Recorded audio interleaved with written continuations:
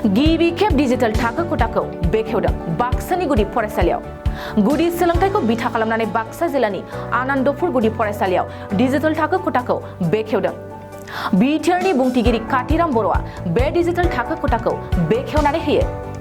मिथिनाय बादिब्ला दुलाराय बिटिआरनि गेजेरावनो बाक्सानि आनन्दपुर गुदि फरायसालिया गिबि डिजिटेल थाखो खथा जागोन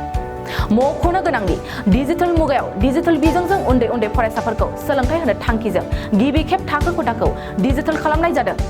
आरो फरायसालिनि गाहाय फोरोंगिरि कगेन्द्रनाथ चरनिया गावनि रां बाहायनानै बे डिजिटेल बिजोंखौ खालामनाय जादों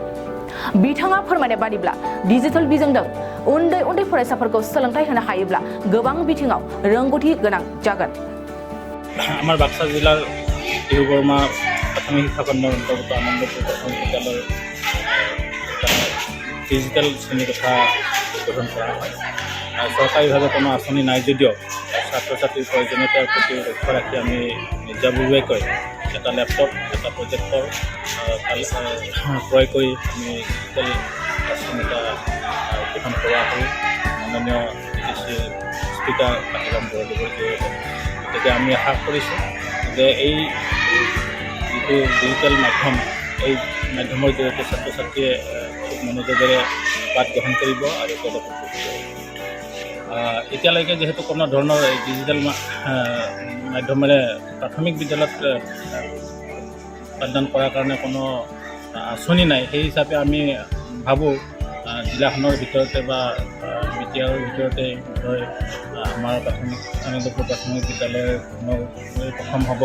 ডিজিটেল মাধ্যমেৰে ক্লাছ কৰাৰ যিটো প্ৰচেষ্টা কথা হ'ল ছাত্ৰ ছাত্ৰীসকল বিশেষকৈ কণ ছাত্ৰ ছাত্ৰীসকলে কিছুমান কাহিনী শুনি ভাল পায় চাই ভাল পায় গতিকে